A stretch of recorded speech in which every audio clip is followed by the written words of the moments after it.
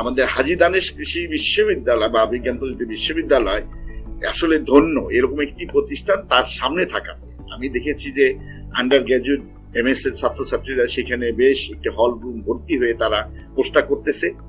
আমার আক্ষেপ যে আমার কৃষি বিশ্ববিদ্যালয়ের সামনে বা আমার আশেপাশে এত সুন্দর একটি প্রতিষ্ঠান কেন নাই। তো একদিন আমি দেখলাম আমাদের এখানে ইকোনমিক্স এর আমাদের বাংলাদেশ কৃষি বিশ্ববিদ্যালয়ের রুরাল সোশ্যালিজম এন্ড ইকোনমিক্স এর আমাদের এক প্রফেসর আছেন, প্রফেসর সাদিকা হক। উনি দেখলাম এই যে এরকম ফেয়ার অয়েলের একটি টক দিয়েছেন, সেখানে উনি খুবই প্রশংসা করেছেন সাধন ভার্মার এবং এই এনবিআইসিটির যে কোর্সটা সেটা ওইটা দেখার সাথে সাথে আমি ভাবলাম যে ঠিক আছে তাহলে একটু আমি এনরোল করি। তো আসলে মাঝখানে একদিন দিনাজপুরে যাওয়ার একটি প্রোগ্রাম হলো, তো ভাবলাম যে তাহলে তো একটা খুব বড় ভালো সুযোগ সাধন ভার্মার সাথে দেখা করে আসি। এত সুন্দরভাবে সে আমাদেরকে একত্রিত করেছে এবং বিভিন্ন ডিসিপ্লিনের ছাত্র, শিক্ষক, গবেষক, পিএইচডি, এমএস এবং ফরেস্ট এই সব ধরনের ইয়েদের সম্মিলনে একটি চমৎকার একটি মেলার মতো হয়েছে। এত ইন্টারেস্টিং ছিল ক্লাসগুলা যে মানে এতটাই ইফেক্টিভ, এতটাই হেল্পফুল। আমার একটা ক্লাস মিস হলে, একটা পার্ট মিস হলে, হাফ এন আওয়ার মিস হলে মনে হতো যে না পরদিন আমার সেটা শুনতে হবে। সুন্দর করে ক্লাস পার্টিসিপেট করেছেন বলেই সাধন ভার্মা খুব ভালো একজন শিক্ষক হিসেবে প্রতীয়মান হয়েছেন। কারণ একজন শিক্ষক হিসেবে আমি মনে করি আমার মূল্য তখনই যখন আমার স্টুডেন্টরা থাকে। স্টুডেন্টরাই হচ্ছে আমাদের nucleus. Dr. Iqbal sir, he used to work in ICDRB, and Dr. Abul Kalam Ajad sir. So I'm working under them, and I told them that I'm doing this SPSS course and our course, and they were very interested because I'm quite young now because I finished my graduation previous year, and they're like, "Oh, you did it, and how was that?" I'm like, "This was very, very nice." And he told me to do a statistical analysis, which I did. I did ANOVA, and I have no idea how I did it, but I did it. And Shadhan sir, thank you so much because, like I said, I have a very short attention span, but you did it so patiently and so clearly.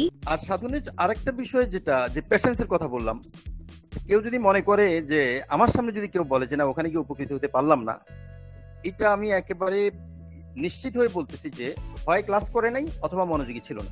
আমি তো এনবিআইসিটি lab সম্পর্কেই জানতাম না, এটা করতে গিয়েই এটার existence সম্পর্কে জানলাম।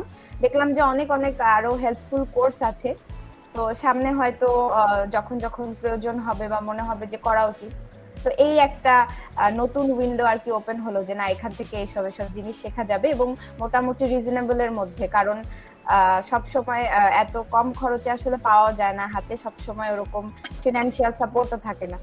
তো সেরকম একটা দিক থেকে মানে সব দিক থেকে আর কি যে এই প্যাকেজটা আমাদের জন্য অনেক হেল্পফুল। সাধন স্যার, আপনি আমাদেরকে যেভাবে পড়িয়েছেন, যেভাবে গুগল মিট প্ল্যাটফর্মটা ইউটিলাইজ করেছেন, যেভাবে আমাদেরকে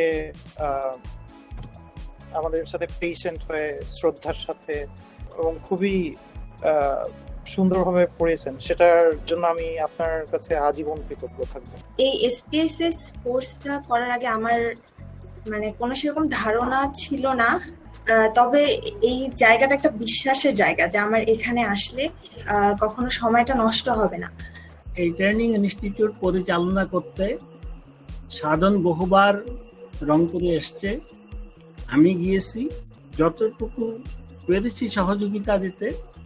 এর মধ্যে কখন জানি সাধন এমন একটা জায়গা তৈরি করে ফেলেছে যে আমার 2টি সন্তান আছে, তার মধ্যে আরেকটি সন্তান সাধন হয়ে গেছে।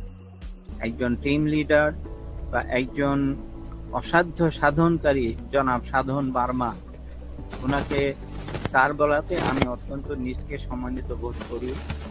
এই জন্য যে উনি আসলে স্যারের সম্বোধন পাওয়ার পুরোপুরি উপযুক্ত। যেভাবে এসপিএসএস এবং আরডিএসএমএল কে আমাদের সামনে উপস্থাপন করেছেন, বিশেষ করে সাধন ভার্মা স্যারের মাধ্যমে, এটা আসলেই অসাধ্য সাধনকারী সাধন ভার্মা স্যারের মাধ্যমে হওয়া সম্ভব। সাধন ভার্মা স্যার রিয়েলি উনি একজন যুগোপযোগী, উনি একজন শিক্ষক।